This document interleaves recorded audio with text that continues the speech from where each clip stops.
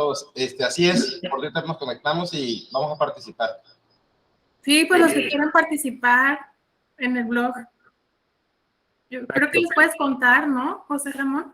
Sí, pues ahora sí que les puedo aprovechar para contarles, exacto. Saludo a Marciano Nicolás, a Jair, ¿es Jair o Jair? ¿Cómo es lo? Jair, profesor. Jair, ok. Pregunto porque igual ayer, o sea, no sé con quién pregunté y me decía, no, sí es con J. Janet. Ok. Dice Janet, ya estoy llegando. Es Toreto.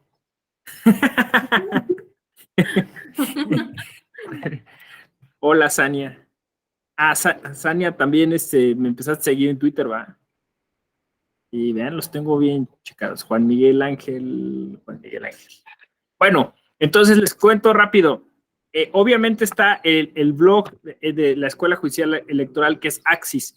Es un blog que preferentemente recibe contenidos sobre derecho electoral, pero también se ha diversificado y tiene más cosas como de derecho en general o sobre justicia o sobre derechos humanos, más como por ahí, ¿no?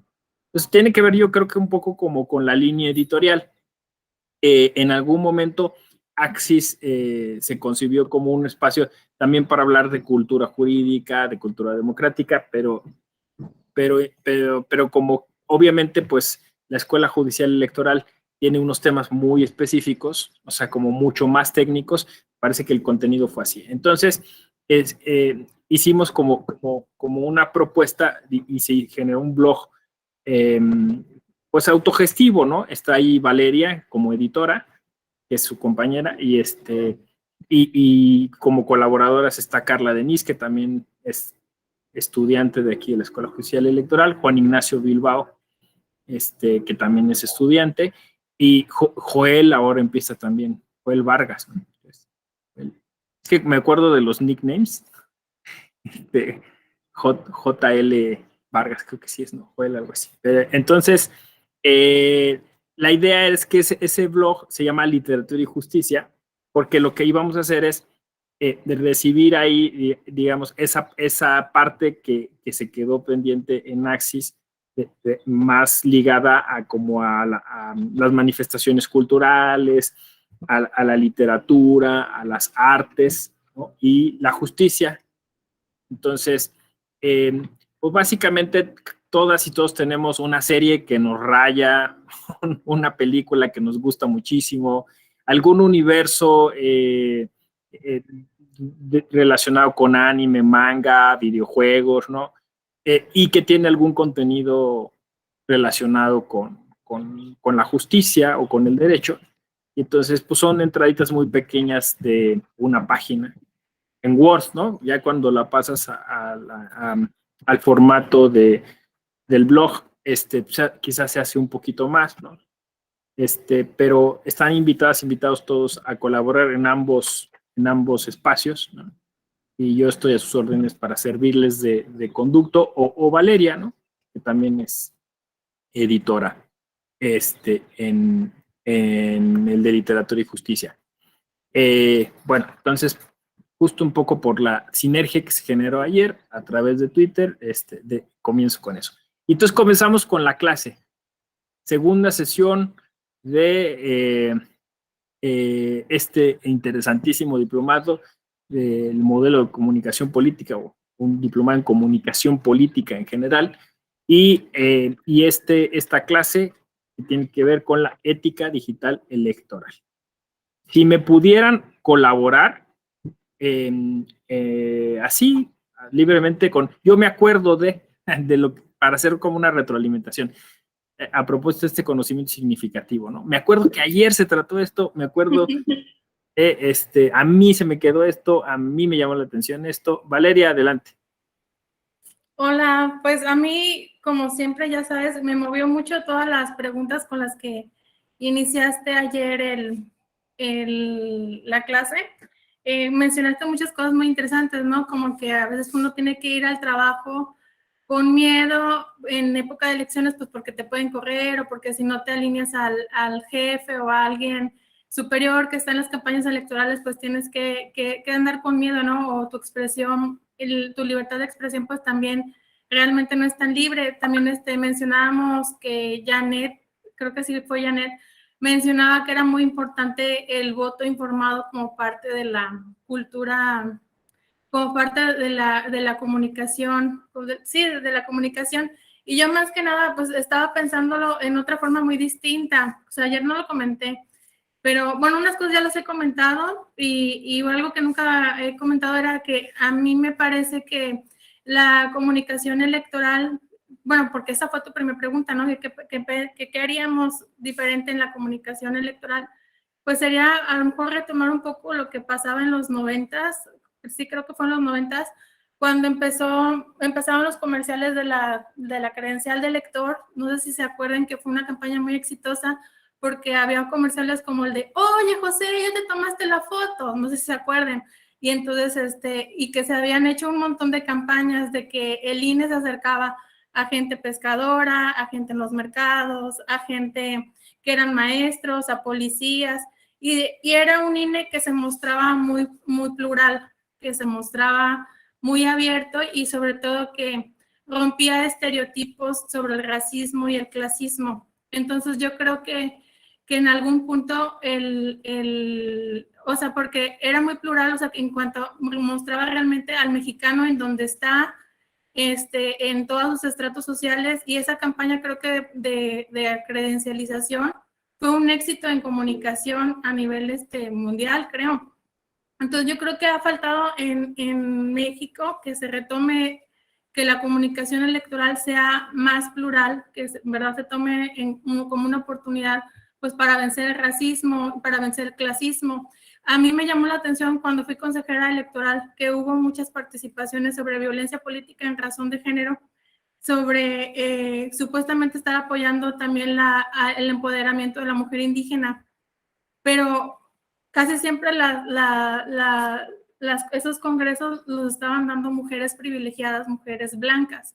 Y recuerdo mucho que aquí en Tamaulipas hubo un ciclo de conferencias donde venía Gabriela Villafuerte Coello, Carla Humphrey y Nadine, creo que se llama Nadine, la presidenta del Instituto de las Mujeres a nivel nacional. Y las tres en alguna forma pues son extranjeras, ¿no? O sea, tienen parientes en el extranjero, su familia, simplemente sus apellidos, ¿no? Y las tres hablaban de que ellas iban a empoderar a la mujer, pero fueron muy insistentes en esa campaña, pero nunca hubo participación de mujeres indígenas participando en estos diálogos de la violencia política contra la mujer. Entonces, bueno, yo en general así lo veo, como que falta recuperar un INE que sea más plural y por otro lado, que también se cambie esa postura de que el partido es el que te va a gobernar, sino que más bien se empodere a que la ciudadanía gobierna, ¿no? O sea, que no es al revés. Somos los ciudadanos los que gobernamos en el momento de que elegimos los representantes y nosotros somos los que gobernamos. O sea, no debería ser como que estar pensando la comunicación a que el partido es el que gobierna o el candidato es el que nos gobierna, sino empoderar a la ciudadanía para que entienda que nosotros somos los que vamos a gobernar, pero como no lo podemos hacer todos, tenemos que elegir a un representante, pero que nuestra voz va ahí y por eso tenemos que participar. Ya sería todo. Se fue el profe, ¿verdad? Es que tiene problemas de internet, ya me había comentado, porque como está en una zona creo que rural, ya ven que está como una cabaña. Sí, no está. Sí. Un error en la Matrix. Hola, José Ramón. Se me cayó el internet, vale. Un error Se me en cayó la el Matrix. internet, vale. Fue un error Sí. en la Matrix. Sí, no, fue un vórtice digital. Ese tiene nombre para un buen podcast, ¿no? Vórtice digital. Entonces, estabas diciendo, me fui justo, me abdujeron, ¿no? Justo cuando estabas justo diciendo que hay que pluralizar y democratizar la comunicación política, porque parece que estas señoras que acudieron ahí a hablar sobre el empoderamiento de la mujer, no estaban mandando un mensaje muy inclusivo, ¿no? Ujú. Ahí me quedé. Sí, pues ya eso fue principalmente la idea, y luego lo que comentaba era que siempre tratamos, bueno, se exalta mucho que el partido político es el que nos va a gobernar, que el candidato es el que nos gobierna, y que al contrario que deberíamos empoderar al ciudadano, ¿no?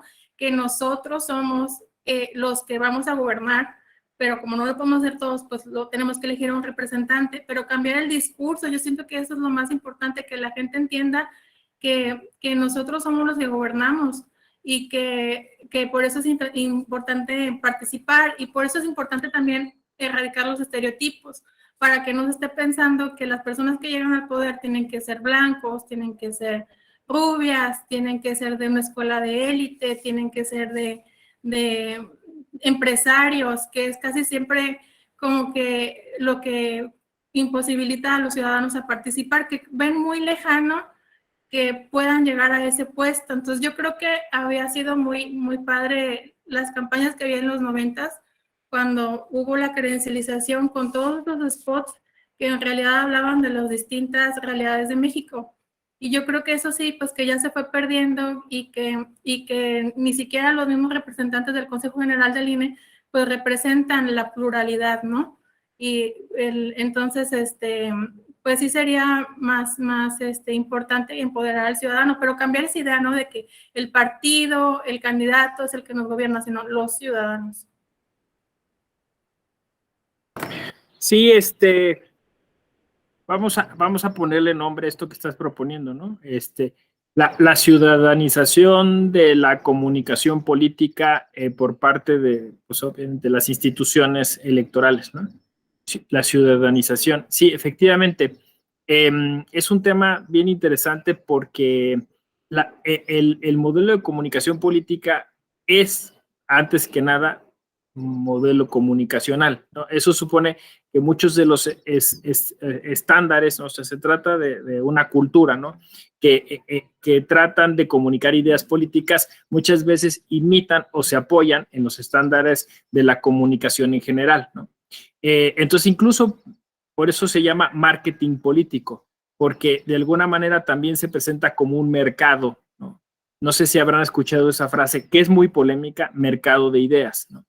Porque aunque pueda expresar como esta situación de donde las ideas están en una especie de competencia, ¿no? O sea, me parece que la idea de mercado no ayuda mucho, porque necesariamente, bueno, pues se tocan los temas de costo-beneficio, ¿no? O sea, y se toca el tema de lo que dicen los mercadólogos, que le llaman el dolo bueno, ¿no? O sea, es decir, el marketing electoral pues lo sufrimos o lo vivimos casi todas y todos, no solo durante las campañas, ¿no? O sea, a veces el marketing electoral está explorando esas vías en las cuales puede estirar la ley, ¿no? Y puede colarse y meterse de alguna manera, ¿no? Entonces, pues claro, la propaganda pública es marketing electoral, ¿no? Entonces, por eso el Instituto Nacional Electoral y el Tribunal están revisando constantemente de, oye, es que estoy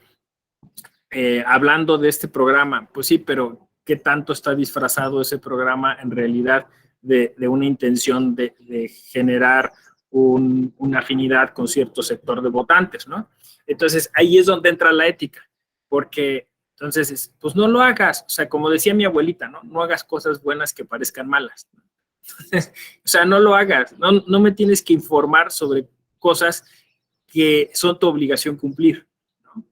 No sé si me explico. O sea, pues es tu chamba, ¿para qué me estás volviendo a decir esto? Y lo que dice Valeria todavía es, digamos, sube el nivel, ¿no? Porque no es solamente el tratarnos de engañar publicitando acciones que tendrían que hacer y que de todas maneras, o sea, que es su obligación hacer, y que además gastan dinero no para un fin de informar sobre el cumplimiento de dichas obligaciones, sino más bien para atraer electores. Y es que es un tema de ética, porque no sabemos realmente cuál es la intención, solo la sabe quien ha generado esa publicidad. Pero lo que dice Valeria todavía es más interesante.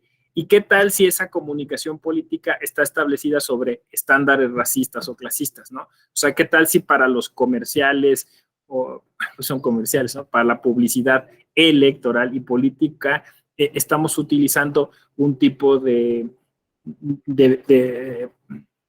personajes o de actores o de actrices que cumplen con un estándar de belleza y de, pues eso que nos parece como más cercano? No sé si ustedes han visto el video de los niños donde les ponen un bebé, un muñeco, y les preguntan que quién es el bueno y quién es el malo. ¿No lo han visto? ¿Sí lo has visto, Sandra? Sí, yo sí lo he visto. Tú también, vale, ¿no? Y es impresionante, ¿no? O sea, porque pone, de hecho por ahí pone una nota, ¿no? Que no pudieron conseguir en el mercado un muñeco que tuviera la piel oscura, ¿no? O sea, que todos los muñecos eran de piel clara. Entonces, básicamente es un muñeco con piel oscura y un muñeco con piel clara, el mismo muñeco. Entonces sientan a niños de diversas edades, niños y niñas, y los ponen ahí y les dicen, ¿qué muñeco te gusta más? Y todos escogen el blanco, ¿no? ¿Por qué? Pues no sé, me gusta más. ¿Y tú crees que uno de los dos puede ser malo? O sea, dedicarse a la delincuencia. Sí, ¿cuál? Y luego todavía pues el entrevistador dice, oye, pero tu color de piel es más similar al de este muñeco que al de este otro. Aún así estás, sí, este es el malo. O sea, entonces, o sea, ¿por qué traemos esas ideas? Sí, no sé. Sania, ibas a decir algo a propósito de este ejercicio. Y ahorita te doy la palabra, Juan. No, era justo lo que mencionaba, que a una de las niñas, era una niña a quien morenita, a quien le preguntan exactamente cuál muñeco escoge, y escoge el blanco, y cuando le preguntan, oye, pero el otro es más parecido a tu color de piel, y voltea a ver el muñeco, se queda viendo ella y ya no contesta. O sea, tiene razón en lo que comenta. A lo mejor las ideas que nos han ido bombardeando, pues siempre es como que los blancos son bonitos, y uno que es morenito, nos ven feo. Sí, o sea, son ideas que como ahora incluso justo a propósito del modelo de comunicación política se debaten mucho en redes sociales, ¿no? Todos tenemos en la cabeza obviamente lo que ha dicho y hecho Tenoch Huerta, ¿no?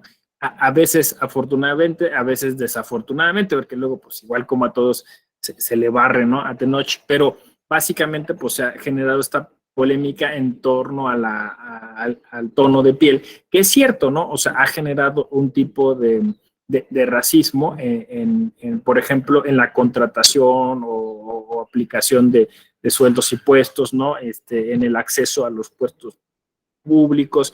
Entonces, claro que hay toda una especie de búsqueda, de indagación, de manejo, ¿no? De estos elementos. Y aquí lo que pone Valeria a discusión es muy interesante, ¿no? O sea, es decir, vamos a apostarle todo pues, a la consecución del fin, que es obtener el cargo público, o vamos también a generar un modelo digital ético en donde, digamos, bueno, pues es más importante generar una serie de valores, una serie de planteamientos que generen inclusión a propósito de las imágenes, porque como dice Wim Wenders, ¿no? Para crear un mundo mejor hay que crear imágenes de ese mundo mejor, ¿no? Que es un director de cine, ¿no? Entonces, si yo me hice director de cine por eso, y yo quería crear esas imágenes para que después se volvieran como normales o naturales, ¿no? Este efecto performativo al que me refería ayer, ¿no? Entonces, a veces nuestro modelo de comunicación política replica todos nuestros sesgos cognitivos, ¿no? O sea, todos nuestros clichés, nuestros estereotipos, y creo que todavía, bueno, en la publicidad, digamos, de productos comerciales, puede ser polémico el asunto, pero me parece que en el modelo de comunicación política no debería ser polémico el asunto. O sea, deberíamos optar por un modelo de comunicación política absolutamente inclusivo, ¿no? O incluyente, ¿no? O sea, pensar, como dice Valeria, en todas las voces que estuvieran ahí presentes, ¿no? Sí, Juan Miguel Ángel, vi que alzaste ibas a decir algo. Sí, no, yo quería comentar, es que me hizo ruido esto que dijo Valeria sobre el INE, de Tamaulipas, perdón, no recuerdo bien dónde. Lo que pasa es que en la junta local de aquí de Nayarit, yo veo que son muy inclusivos desde sus anuncios, hasta incluso cuando entras a los baños de ahí, dice, bienvenidas sean personas trans.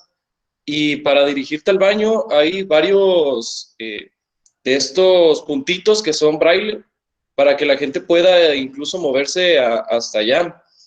Entonces, yo veo que, no sé, acá incluso nuestros consejeros, como tenemos 2 sierras, pertenece un consejero de cada una de las sierras. También veo que hay mucha participación por parte de las mujeres, hay mucha incidencia política por parte de ellas que alzan la voz y la comunican de forma que, pues al menos en mi estado se dio ya la primera presidenta, incluso municipal. Nunca habíamos tenido una mujer en algún cargo político de ese índole.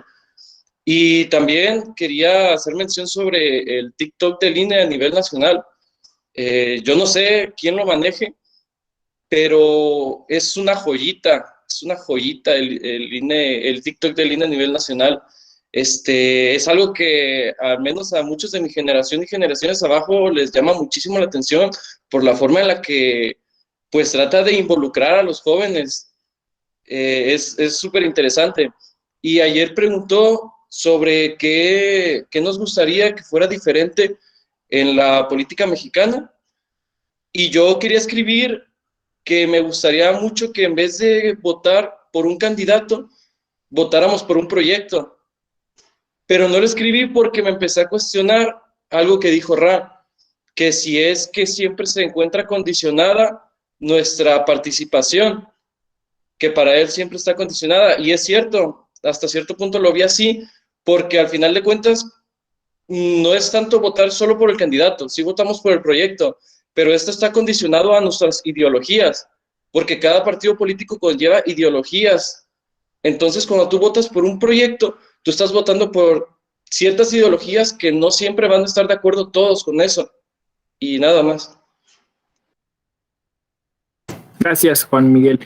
Sí, o sea, yo creo que ahí más bien lo que discutíamos con Raúl es que o sea, si tú votas por un partido o votas por una ideología, me parece que, o sea, podría ser calificado como condicionamiento, pero en realidad es libre, ¿no? O sea, la libertad está en que tú estás eligiendo esas ideas y esa ideología, ¿no? Y ese partido político y esa plataforma y esa campaña y esa persona, ¿no? El condicionamiento podría ser que aún teniendo tú, por ejemplo, esas ideas, te vieras obligado a votar por un partido que en el que no coincides con esas ideas, ¿no? Ahí ese es el condicionamiento.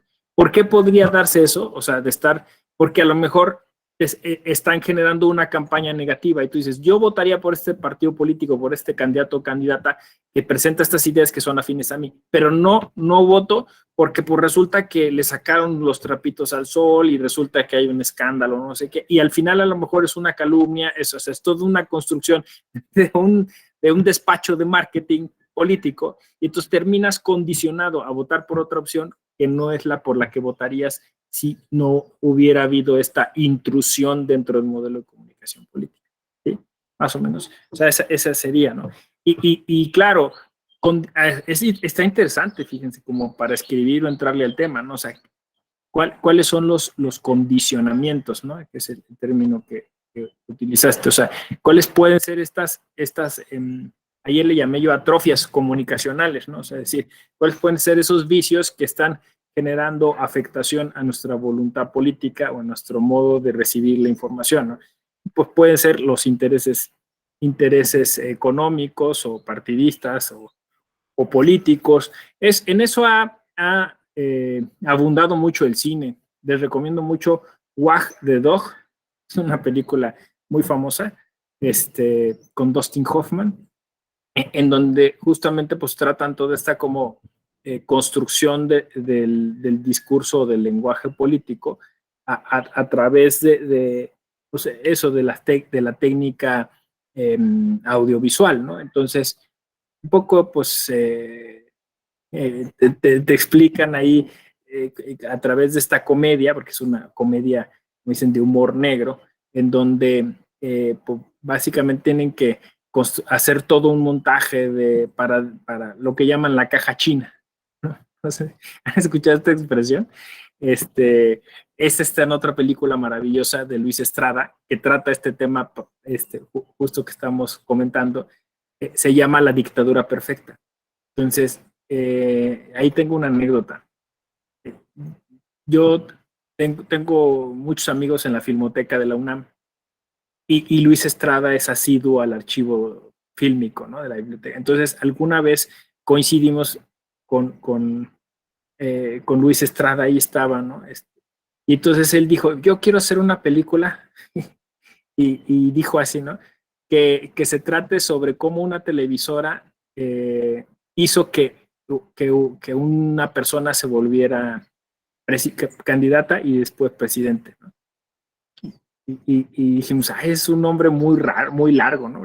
Era así, el presidente de la televisora, no sé cómo le iba a poner, ¿no? Y ya nos platicó el plot, pues terminó siendo La dictadura perfecta, ¿no? Pero La dictadura perfecta, pues es una parodia de eso, ¿no? O sea, de estos montajes que en México fueron muy recurrentes, pero fíjense, son paradigmáticos. O sea, ustedes piensen en el caso Paulette, que parodia esa película. O sea, hasta la fecha, o sea, ahora que pasó lo de Devani, volvió a nuestra mente el caso Paulette, ¿no? O sea, ya habían revisado cientos de veces la recámara y resulta que ahí apareció, ¿no? Pues todo el mundo cree hasta la fecha que Paulette fue sembrada, como se dice. Qué fea expresión, pero con Devani pasó lo mismo, ¿no? O sea, varias versiones dicen fue sembrada, ¿no? Insisto, una expresión horrible, pero muy explícita para decir que se trató de, bueno, es como hacen, ¿no?, los directores de cine. ¡Ay, se nos olvidó tal elemento! Tráiganlo y póngalo ahí, ¿no? O sea, para contar una historia.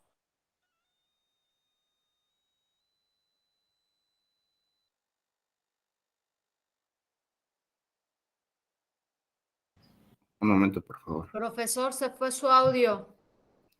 Sí, ya regresé, ¿va? Sí. Ya regresé. Entonces dijo, en un país en donde todo el sistema está pues volcado por cumplir con los estándares probatorios, pero pues no se dan cuenta que o sea, la gente ya aprendió, o bueno, ya la mala gente aprendió que para contribuir a un modelo de comunicación política lo que tienes que hacer es buenos montajes, ¿no? De hecho, creo que hay un hashtag, ¿no?, que dice los montajes, porque el otro gran montaje pues fue el caso Florence Cassés. El caso Florence Cassés, que se constituyó en paradigmático respecto de la interpretación constitucional a propósito del debido proceso, ¿no? Y eso afecta a todas las áreas del derecho. O sea, básicamente lo que dijo el ministro ponente, que curiosamente hoy es presidente de la Suprema Corte, o sea, todo va encajando si se van fijando, ¿no? Lo que dijo es que si hubiera un pequeño vicio dentro del proceso, eso bastaría para echarlo abajo, ¿no? Entonces, me imagino así como en el meme de, oiga, señor ministro, eso no lo podemos decir, ¿no? Porque literalmente, pues entonces echaríamos abajo todos los procesos en México, ¿no? Eso es lo que básicamente le fueron a decir a Saldívar, ¿no? Y de ahí, pues, se ha constituido en un hito por eso, ¿no? Porque es una especie como, descubrimos que existe esto, pero no hay forma de pararlo, ¿no? Y la gente dijo, bueno, sí hay una forma, haciéndole creer a la gente que estamos interesados en detener todo esto, ¿no? ¿Y cómo vamos a decir? Pues tráiganse a los de Girona y tráiganse a que nos den cursos de derecho probatorio, ¿no? Y entonces ahí en La dictadura perfecta, justo es eso, ¿no? Cuando hay un escándalo contra uno de los contra el presidente, era el presidente de la República y un gobernador de un estado del norte que pues es ficticio, ¿no? Y que en teoría quiere ser candidato a la presidencia, y entonces dicen, hay que usar la caja china, ¿no? Pues la caja china es la distracción, ¿no? Hay otra expresión para caja china. Caja china es como empezar a generar muchas versiones, hacer montaje de las cosas. Entonces, esto es lo que hoy llamamos, ya tiene un término correcto, infodemia, ¿no? O sea, es decir, ya no es necesario digamos, hacer todo un montaje, básicamente es lo que tienes que hacer es crear distintas versiones para que la verdad se pierda en esas versiones, ¿no? Entonces, el problema ahí es que estamos conculcando contra un derecho reconocido por la Corte Interamericana, que es el derecho a la verdad. Derecho a la verdad. Casi no se habla en México de eso, ¿no? Porque, no sé si porque parezca como muy metafísico, ¿no? Muy poético, pero es un derecho que tiene un perfil muy determinado, ¿no? O sea, el derecho a la verdad es que todas las instituciones del Estado mexicano estén comprometidas con salvaguardar la versión histórica de las cosas, la verdad histórica de las cosas, ¿no? O sea, cuando decimos la verdad histórica y le tenemos que agregar el adjetivo histórico, hay que decir lo que sucedió, ¿no? En derecho procesal se habla en electoral tiene otro sentido, pero en procesal se habla de principio de inmediatez o principio de inmediación, ¿no? O sea, es decir, es el compromiso de las autoridades con llegar a esclarecer lo que sucedió realmente, ¿no? No lo que después de que ya intervino los políticos, ¿no? La verdad que convenga, ¿no? Sino lo que realmente sucedió. Sí, Valeria. Yo lo llamaría ética de la memoria, o sea, realmente recordar las cosas como pasaron, como son, y no nada más recordarlas, sino que también representarlas en el arte, ¿no? Por eso tenemos muchos monumentos y por eso los monumentos realmente deben ser representativos, o las fechas que se conmemoran de verdad deberían ser representativas de los hechos, no que se van tergiversando, se van contando con otras verdades, así como tú dices. Entonces yo creo que es bueno pues enfrentar la verdad con memoria, ¿no? La ética de la memoria, o sea, recordar los hechos tal como son. Bye. Todo. Que Valeria, tienes toda la razón, porque de hecho son dos derechos que van de la mano, ¿no? O sea, en esta interdependencia de derechos, o sea, es derecho a la verdad y derecho a la memoria, ¿no? Porque una vez que se ha alcanzado la verdad, el Estado tiene que preservarla. O sea, no se vale que, no, pues ya ahora tenemos otras 2 o 3 verdades, ¿no? Pero pues insisto, en México es el país del no pasa nada, ¿no? ¿Alguien de ustedes sabe qué diablos pasó en Ayotzinapa? O sea, uno de nuestros casos más célebres, más importantes. No sabemos nada, no sabemos absolutamente nada. Insisto, y vuelve a pasar con Devani, ¿no? O sea, 2022 y vuelve a pasar del mismo modo. O sea, y seguimos hablando de cadena de custodia y no sé qué, pero pues, en realidad es pues un tema que sigue pues lacerando, ¿no? La certeza, que es pues uno de los principales motores de todo sistema jurídico, ¿no? O sea, si no hay certeza, pues entonces el sistema se deprecia, se devalúa, ¿no? O sea, nadie cree en él, ¿no? O sea, ¿para qué? Si de todas maneras, o sea, ¿para qué acudo a la justicia si al final de cuentas va a ganar quien diga más mentiras, ¿no? Entonces, eso es terrible, es tremendo, ¿no? Bueno, entonces, un modelo de comunicación política, un modelo digital de comunicación política tendría que estar basado en este compromiso con la verdad y la memoria, ¿no? Sumamos estos 2 elementos. Y verdad y memoria como 2 principios fundamentales de la ética, pero también a nivel jurisprudencial. O sea, es decir, son instituciones de derecho mexicano en tanto que nosotros hemos firmado esos tratados y convenios y hemos aceptado pues la competencia del sistema interamericano en la interpretación convencional que hacemos, ¿no? Entonces, es obligatorio cumplir con ellos, ¿no? Entonces, se podría perfectamente exigirle a las autoridades, oye, necesitamos que ese modelo de comunicación política cumpla con estos dos derechos, el derecho a la verdad y el derecho a la memoria. Voy a decir otra cosa todavía más, digamos, más cercana a nosotros, que es qué pasó en 2006. Yo digo que estamos pagando los platos rotos de 2006, ¿no? Pero el 2006 es el mismo tema, solo que en lo electoral. O sea, yo sé que se insiste, y lo he escuchado muchas veces, pues en 2006 hubo una sentencia. En 2006 hubo un juicio, ¿no? En 2006 hubo todo un tratamiento y hubo gran actividad por parte de los órganos electorales que trataron de preservar la información, tal. La cuestión está en que a nivel de memoria no hay una certeza sobre eso, ¿no? O sea, yo entiendo, hay una sentencia, sí, pero el tema es que, puesto que no, o sea, digamos, no hubo un tratamiento adecuado para cumplimentar ese derecho a la verdad, ¿no? Pues todavía hasta el día de hoy, fíjense ya cuántos años pasaron, había un montón de dudas sobre eso, ¿no? Y eso impactó, me parece, en la última elección presidencial, ¿no? O sea, digamos, esa infodemia que se generó, esa falta de verdad, esa falta de certeza, ¿no? Y entonces eso nos lleva a una cuestión bien interesante. El modelo de comunicación política, se lo decía yo ayer, no solamente se basa en esos estándares legales. O sea, uno puede decir, es que ya hubo sentencia firme y se dijo esto. Sí, pero aquí está lo más interesante. El modelo de comunicación política también cumple con cuestiones éticas. O sea,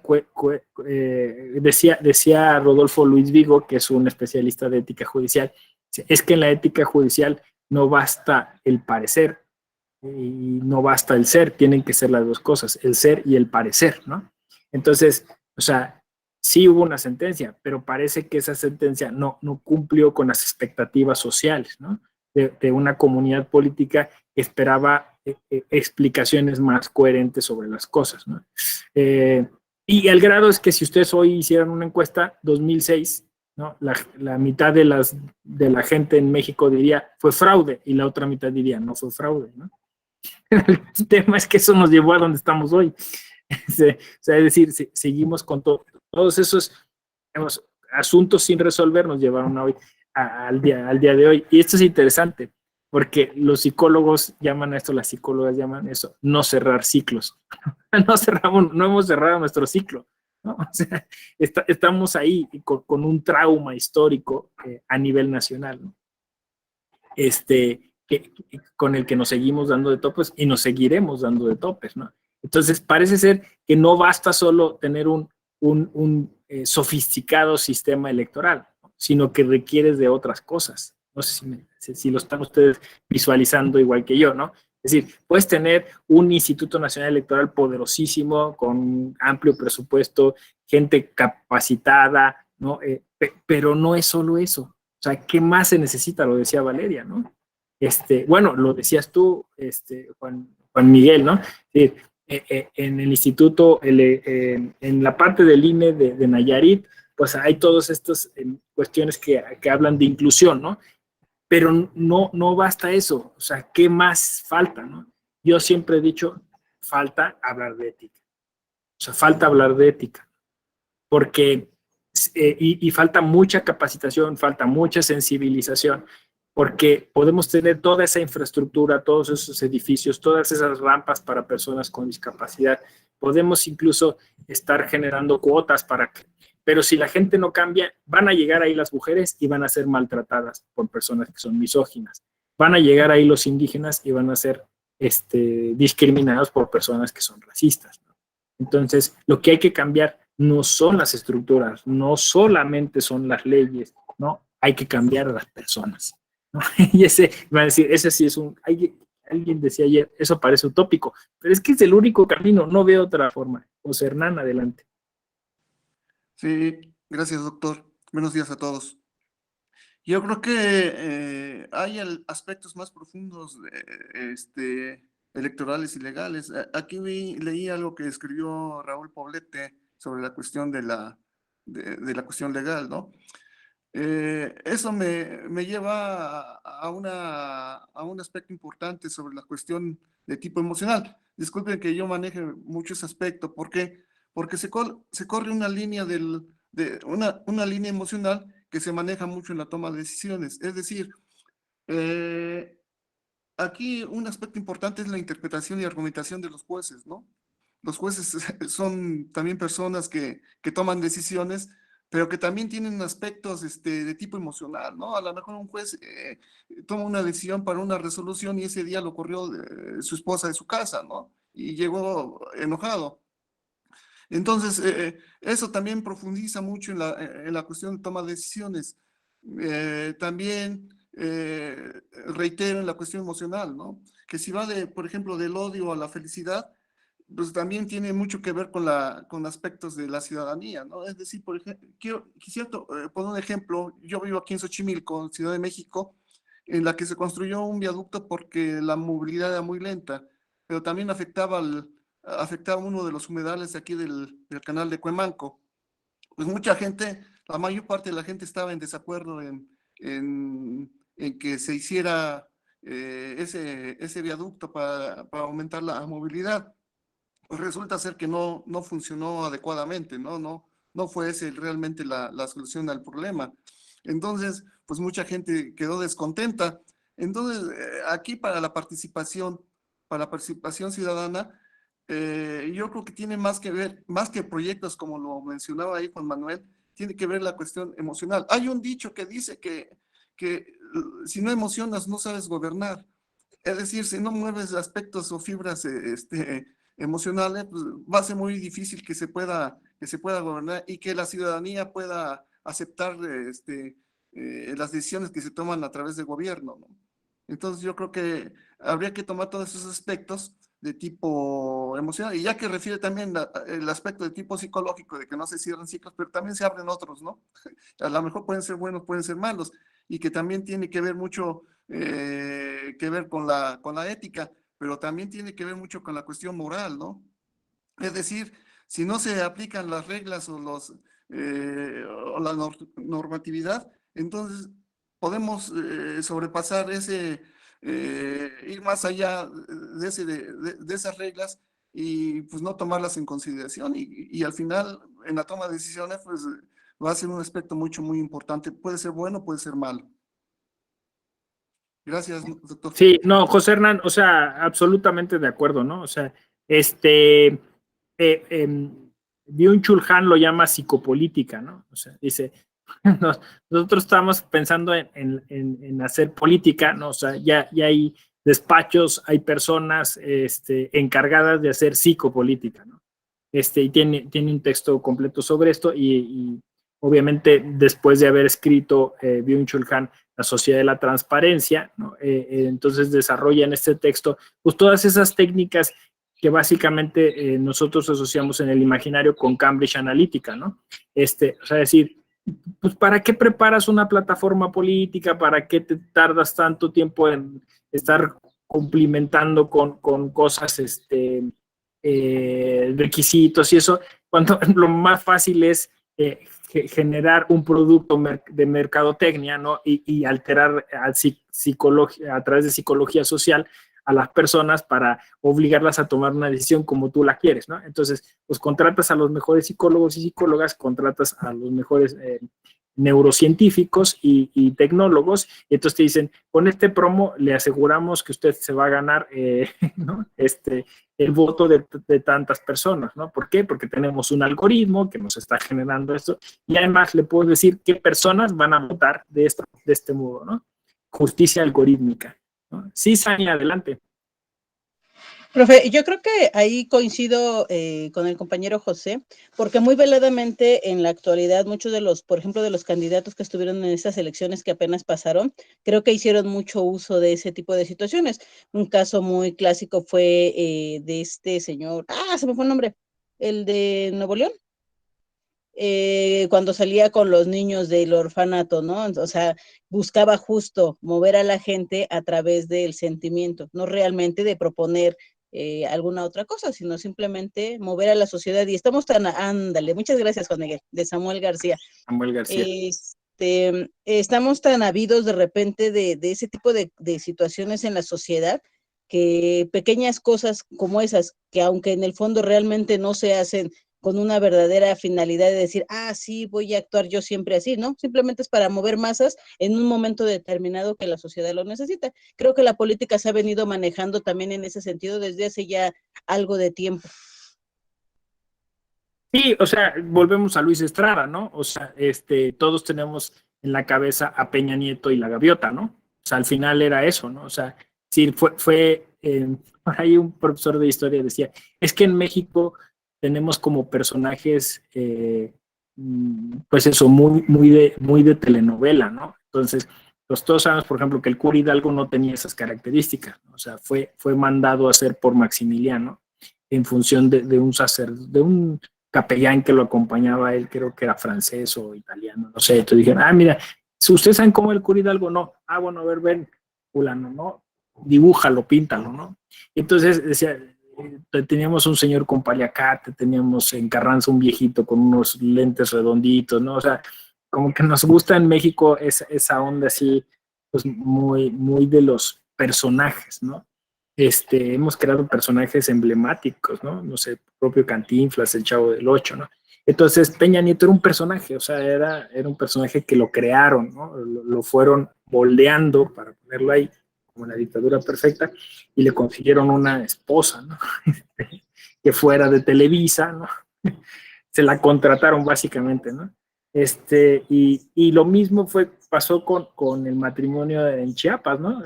Había alguien aquí de Chiapas, no, estaba en el otro diplomado, con Anaí, ¿no? Y el del Verde Ecologista, pues también fue un montaje, ¿no?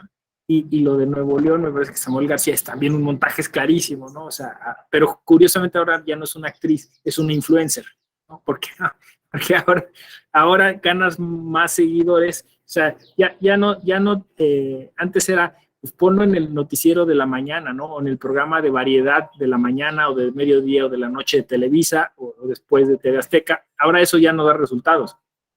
Mejor que los influencers te divulguen o te difundan el mensaje, ¿no? Y entonces jugaron al vivo, ¿no? Los del Verde Ecologista, y en 2 ocasiones utilizaron influencers, primero creo que de Twitter y luego de Instagram, ¿no? Y ahora en esta última campaña, ya lo decía Juan Miguel Ángel, ahora se está trasladando al TikTok, ¿no? O sea, el TikTok ahora es el espacio ideal, ¿no? Y entonces se van ajustando a las características de la red social, pero es así, ¿no? O sea, van generando personaje que saben va a hacerles ganar votos o una elección o dividir a la población o lo que sea, ¿no? Entonces, es mejor esas estrategias que dedicarte a hacer lo que deberías hacer, que es generar una plataforma política. Juan Miguel, adelante. Yo de hecho creo que es muy peligroso esta cultura que tenemos sobre los héroes y villanos, porque es algo que se da mucho en nuestro país. Tanto así que cualquiera que llegue al poder puede tachar de villanos a la oposición, y eso pues puede crear inconvenientes políticos de muchos tipos. El simple hecho de que no pienses como yo pienso, ya eres enemigo, ya eres un villano. Tenemos a muchos presidentes que tenemos como héroes, cuando pues olvidamos que realmente son humanos, que hicieron cosas buenas, como hicieron cosas malas, y pues simplemente quieren dejarlos pasar en la historia como que si fueran, no sé, figuras importantes, y a veces desechando lo negativo que tuvieron, cuando no se dan cuenta que sumando lo negativo y lo positivo puedes ir avanzando. Pues al final de eso se trata la historia, ¿no? De no repetir esas consecuencias negativas que vas teniendo. Fíjate que ese es el otro elemento, o sea, en esta gramática que estamos tratando, ya dije infodemia, ya hablé de un poco de los algoritmos, ahorita me referiré con más detalle a la inteligencia artificial, ¿no? Pero efectivamente, o sea, lo que la psicopolítica utiliza es un instrumento que ustedes ya conocen, le vamos a nombrar, tú lo estás definiendo perfectamente, es la polarización política. Polarización política, ¿no? Es un tipo de instrumento donde el maniqueísmo se genera, como dices tú, a través de héroes y villanos, de malo y bueno, ¿no? Correcto, incorrecto. Y qué bueno que llegaste a eso, porque sí, efectivamente la historia mexicana ha sido así, maniquea, ¿no? Liberales buenos, conservadores malos. realistas malos, independentistas buenos, ¿no? Revolucionarios buenos, antirrevolucionarios malos, ¿no? O porfiristas malos. Y así vamos avanzando en la historia y vamos siempre generando esta tensión, esta polarización. Lo que pasa es que ahora en la política contemporánea, pues ese elemento se ha servido justo por eso, porque es muy sencillo, es el ABC de la política, ¿no? Divide y vencerás. O sea, si tú divides exactamente por la mitad a una sociedad, a un país, entonces es muy posible que con la mitad que te quedas puedas ganar una elección. No sé si me explico. O sea, ¿por qué? Porque la otra mitad, o sea, no necesariamente va a unirse, ¿no? O sea, es decir, tú polarizas y bastaría que tuvieras dentro de esas dos mitades el 25, el 30%, ¿no? La otra mitad solamente va a estar en contra de toda esta otra mitad, pero no va quizá a alcanzar la cohesión porque no hay un programa detrás, ¿no? Ese es el tema, ¿no? Entonces, el tema es que básicamente estos condicionamientos, o sea, estas polarizaciones nos llevan entonces como dijo José Hernán, a exaltar nuestras emociones, ¿no? Entonces, como ustedes vieron, en la última elección salimos todos a votar porque estaban molestos, ¿no? Me refiero a la presidencial, ¿no? Que había enojo, ¿no? Entonces, es el peor voto posible, ¿no? El voto del castigo, el voto del enojo. Pero era esa tensión, esa polarización, esa psicopolítica que se había utilizado y que se puede ir mapeando, ¿no? Entonces, ¿cómo funciona esto? Bueno, pues esto también se llama mercado, no de lágrimas, como la carabina de Ambrosio. Los que son de una generación como la mía se acordarán, ¿no? Sí, México es como el mercado de lágrimas. Reír y llorar, decía yo. Pero bueno, este es un mercado, se llama mercado de futuros. ¿Cómo funciona? Nosotros alimentamos los algoritmos. Lo que hacemos es que cuando nosotros utilizamos los dispositivos móviles, vamos dándole una serie de datos, ¿no? Si tú enciendes tu dispositivo móvil y te vas a una aplicación, la aplicación contabiliza cuánto tiempo te quedas ahí.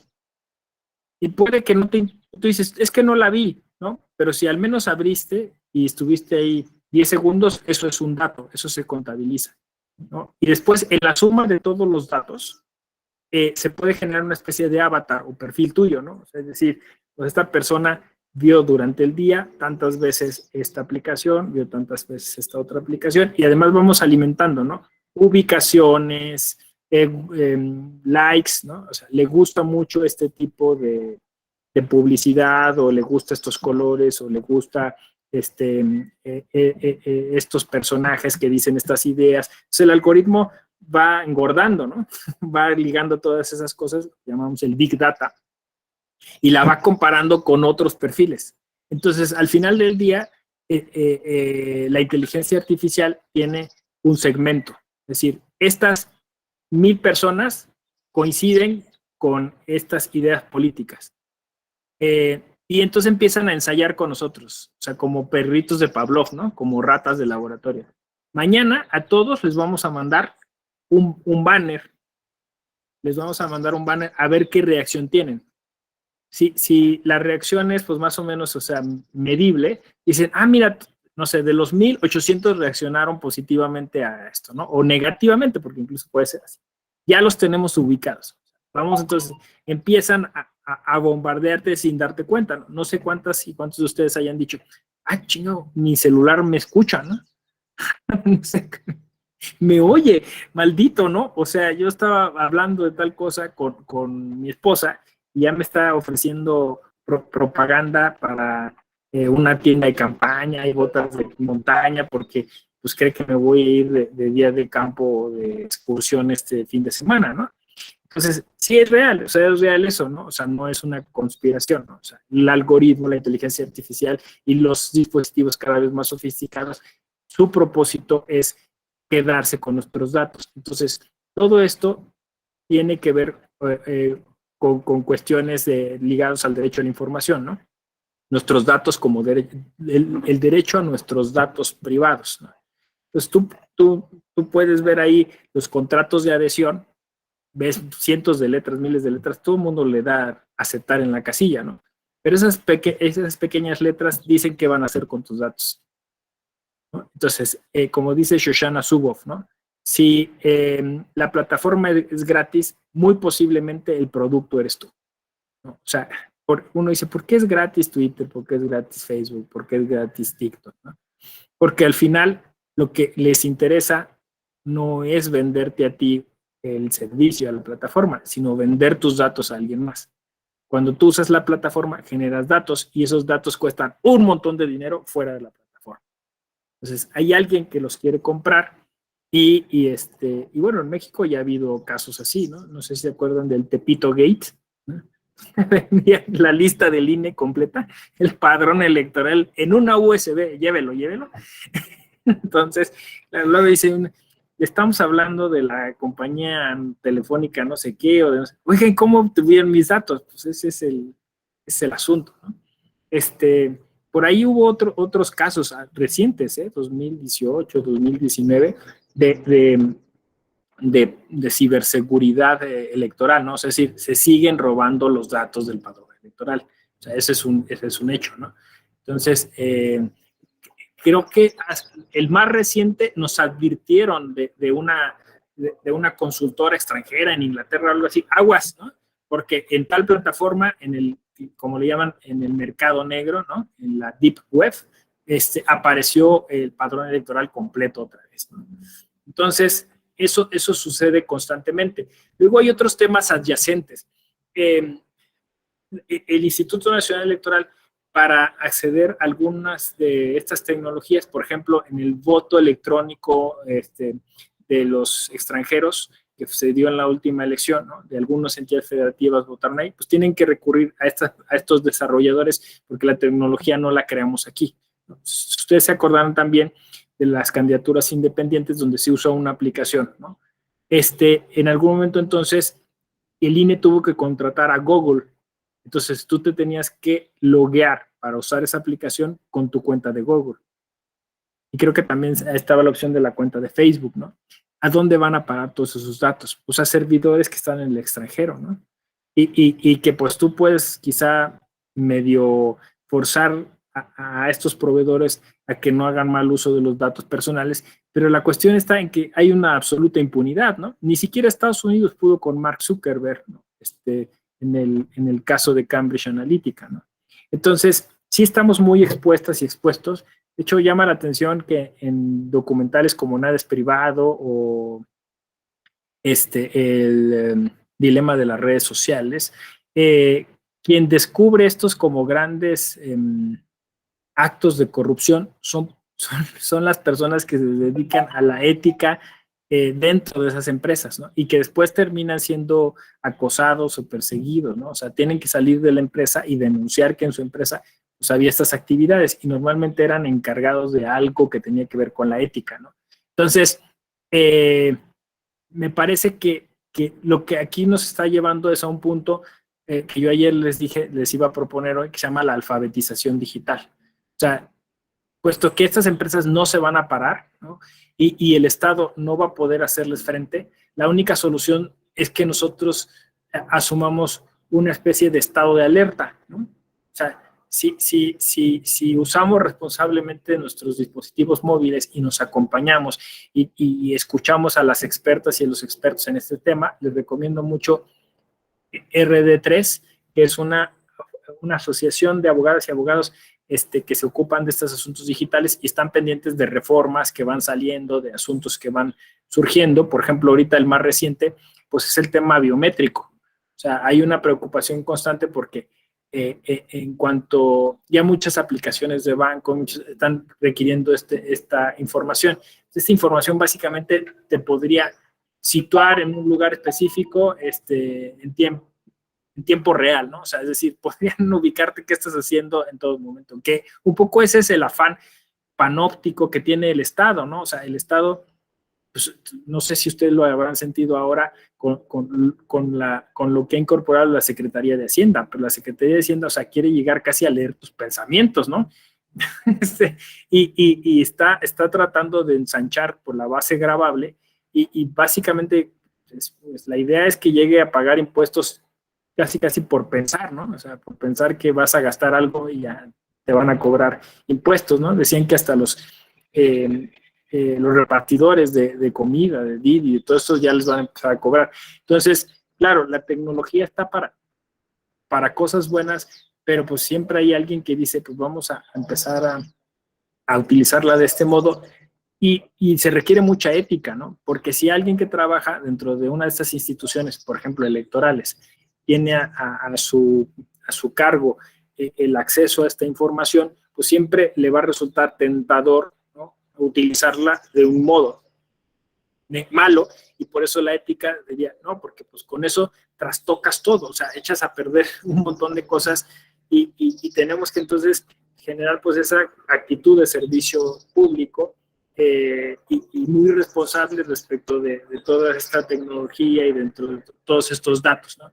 Entonces la alfabetización digital yo la veo como algo que tendría que empezarse a llevar a cabo. Ahora los niños desde más jóvenes, o sea, muy chiquitos, ya acceden al uso de tecnologías y están expuestos y expuestas, niños y niñas, a que se les, pues, a un sinfín de cosas, incluso de violencia digital, ¿no? Y entonces hay que, insisto, tener el control de la tecnología, ¿no? O sea, decir, cuándo la uso, ¿no? Para qué la uso, y estar consciente simplemente de eso, ¿no? A eso yo le llamo alfabetización digital, o sea, saber que existe eso y cómo se utiliza y estar informados, informadas y utilizarlas para cosas buenas, ¿no? La otra es a nivel colectivo. Yo lo pensaba como una audiencia, ¿no? O sea, ya ven que hay esto de los derechos a las audiencias. O sea, es decir, nosotros tenemos como consumidores de televisión, de radio y televisión, derecho a que lo que pase ahí pues tenga un mínimo, o sea, los contenidos tengan no censuran ni previa censura, sino, o sea, obviamente aquí en estos temas de comunicación política se debe dar cabida siempre a la libertad de expresión y maximizarla hasta donde se pueda, pero sí un mínimo de revisión, ¿no? O de seguimiento, vamos a decirlo así, ¿no? Porque eventualmente pues puede ser información, como ahora tenemos mucha preocupación, discursos de odio, ¿no? Pueden ser alguna cuestión que esté haciendo apología de un crimen o alguna cuestión que esté generando una distrofia informativa, ¿no? Y esto está generando quizá un daño a alguna persona, a algún grupo, ¿no? Entonces, y que puede desatar incluso cuestiones violentas, estos discursos de odio concretamente. Entonces, por eso se requiere de ese seguimiento. Porque pues eventualmente si hay malas personas que quieren hacer mal uso de los medios de comunicación. Entonces, como audiencias, nosotros tenemos derecho a decir, no me pases esa información, revisa la información, sanciona a esta persona que está así. Pero también a que los comunicadores, las comunicadoras tengan un mínimo de códigos de ética para no estar informando sobre cosas que no están verificadas, ¿no? Entonces, ese es el otro camino, que nosotros como audiencias vayamos creando o exigiendo esos derechos y vayamos creando instancias que nos ayuden. No sé, yo digo siempre con la generosidad que se pueda. Entonces, si un instituto electoral local, ¿no?, dice, nosotros vamos a crear una oficina o vamos a nombrar un encargado o encargada que va a estar revisando todo eso para que no se genere en lo político ningún exceso, ninguna mala información, bueno, pues está bien, ¿no? Me parece, ¿no? Algo así como un ombudsperson, como sucede con los medios de comunicación, solo que para lo político. La otra es la verificación. En algún momento también alguna organización, alguna asociación, pues nosotros nos vamos a encargar de hacer ese trabajo desde fuera, desde la sociedad civil, ¿no? Y vamos a darle seguimiento a la información y cuando salga una información que sea errónea, lo vamos a anotar. Y cuando veamos que hay una información que es buena, la vamos a decir, esta información está verificada y le ponían un sello, ¿no? Información verificada. La otra fórmula es que prescindiendo, digamos, de todas estas organizaciones de la sociedad civil o de las iniciativas que pudieran venir del propio Estado, está nosotros, ¿no? O sea, nosotros podemos ser un factor determinante, porque una vez que alcanzáramos esta alfabetización digital, bastaría estar muy pendiente de lo que compartimos, ¿no? Aquí hay una solución precisa para cada uno de nosotros, para cada una de nosotras, ¿no?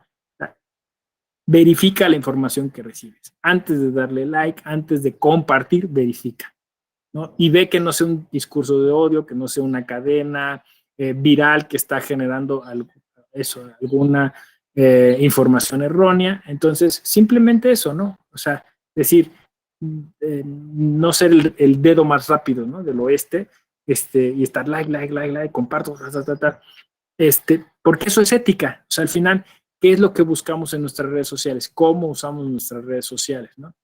A mí me parece que no nos podemos meter en un hoyo, ¿no? No podemos meter la cabeza en un hoyo.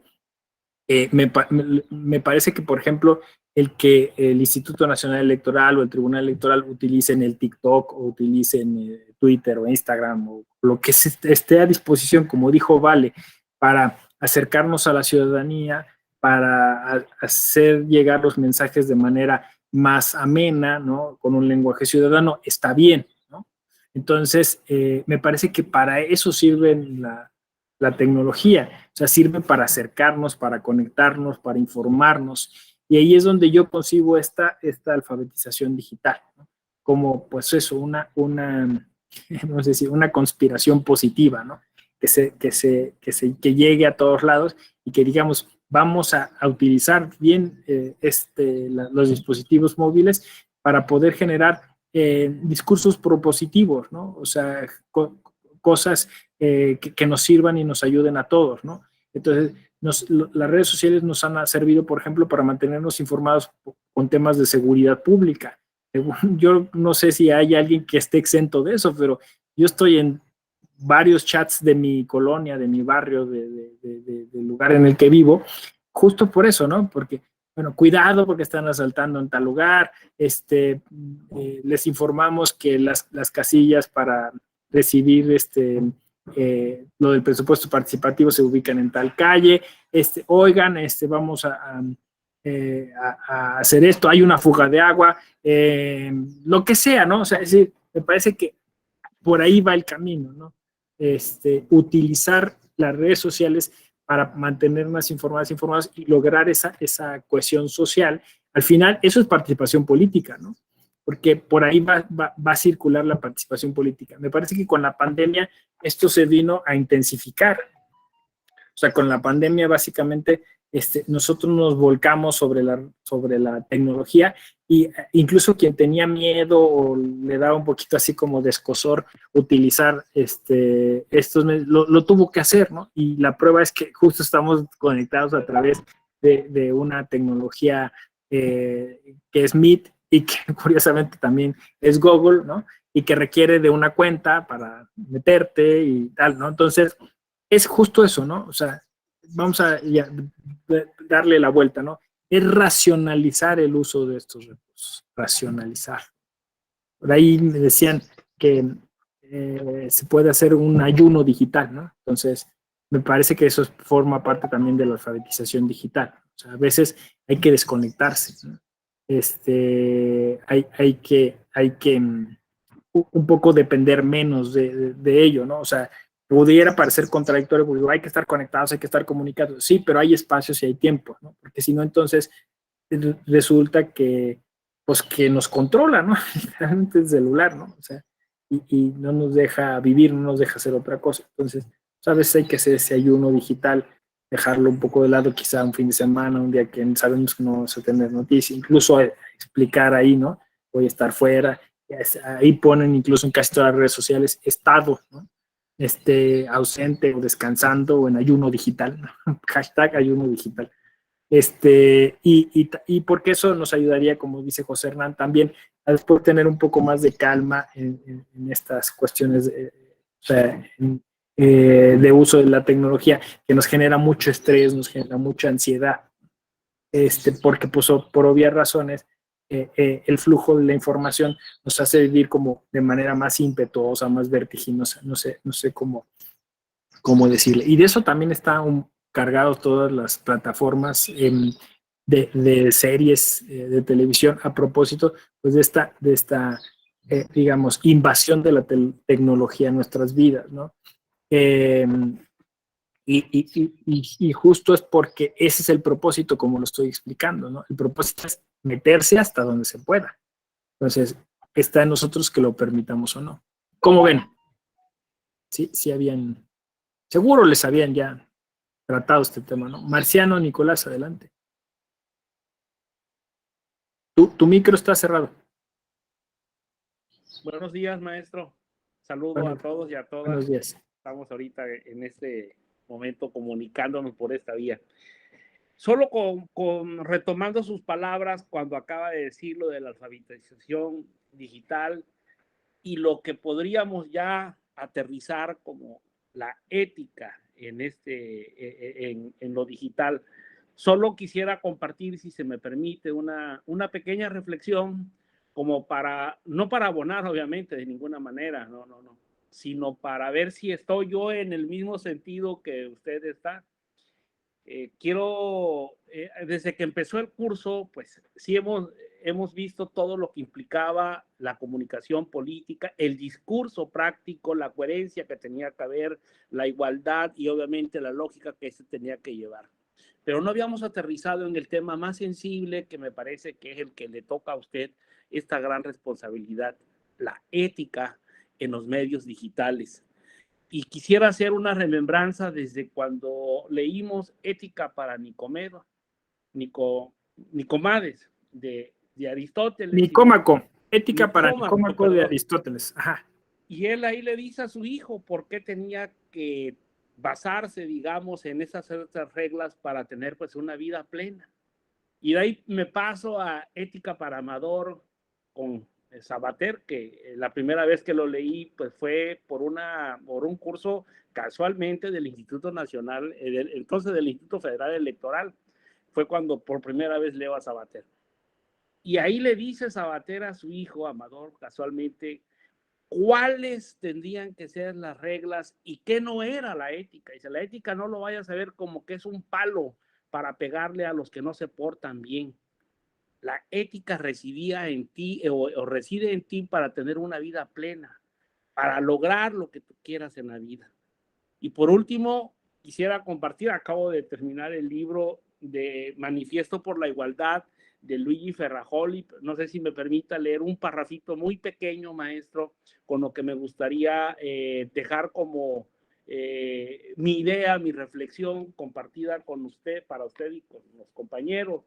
Y dice Ferrajoli en su libro, en la página 62, dice que el rasgo distintivo y el fundamento de la ética laica reside en la opción y por eso en la autodeterminación de la persona, en no hacer el mal y en hacer el bien, no porque lo quiere Dios o alguna norma de valor objetivo y heterónomo, sino porque autónomamente se requiere.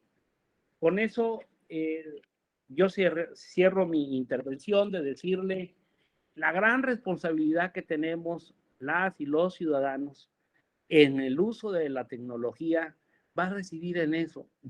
Eso que usted dijo del ayuno, me tuve que salir de Twitter porque como que me estaba volviendo adicto y dije, no, esto no puede ser. Así que me salí. Ahorita no estoy en ninguna, era la única red social a la que yo pertenecía. De hecho, me salgo de Face allí por el 2012, más o menos, por otras cuestiones personales.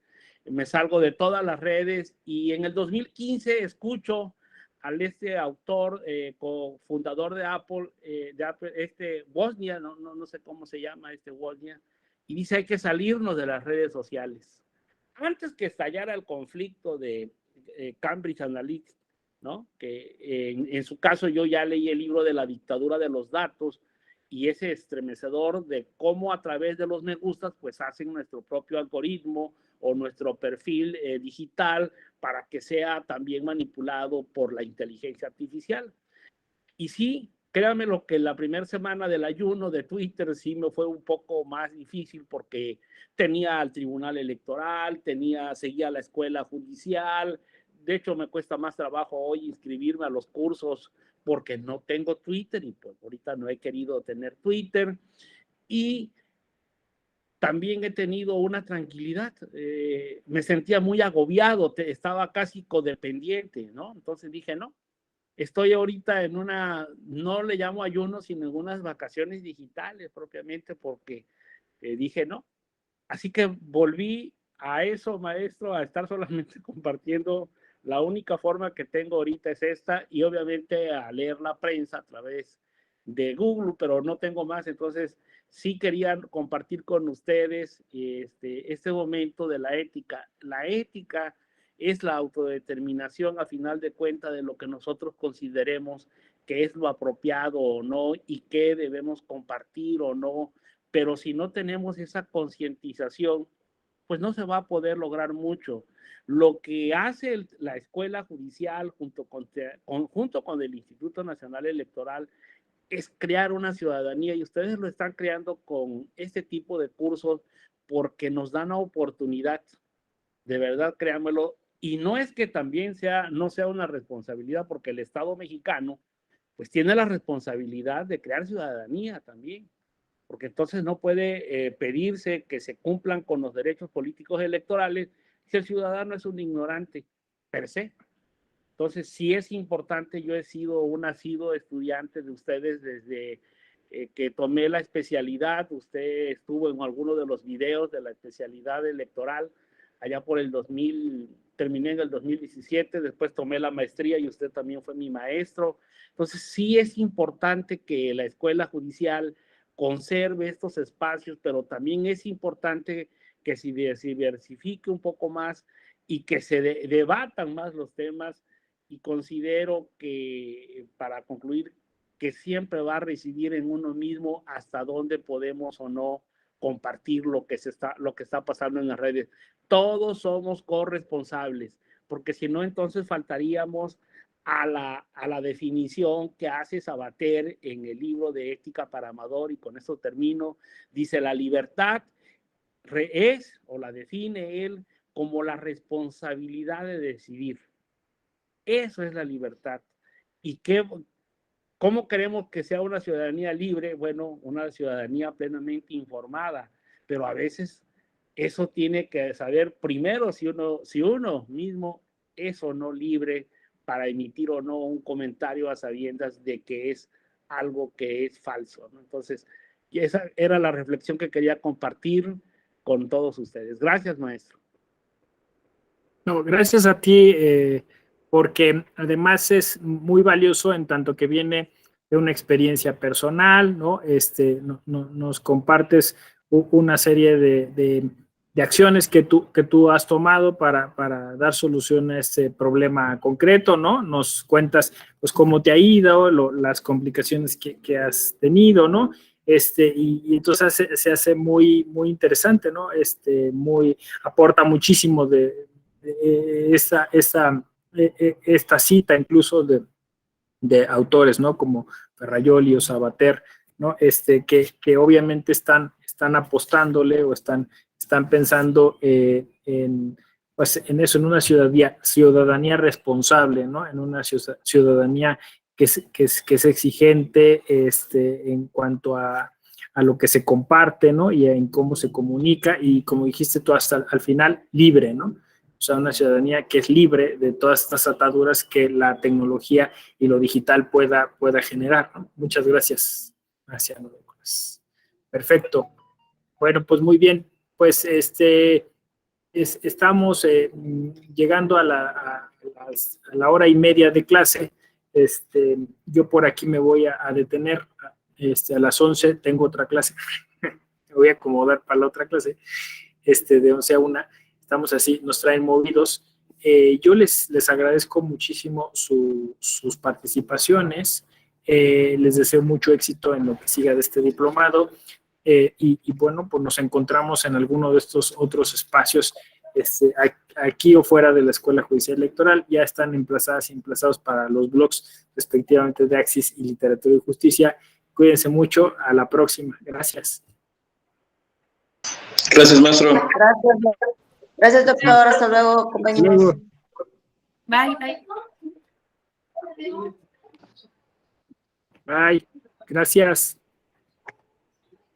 Muchas gracias, maestro. Hasta luego. Nos vemos. Bueno.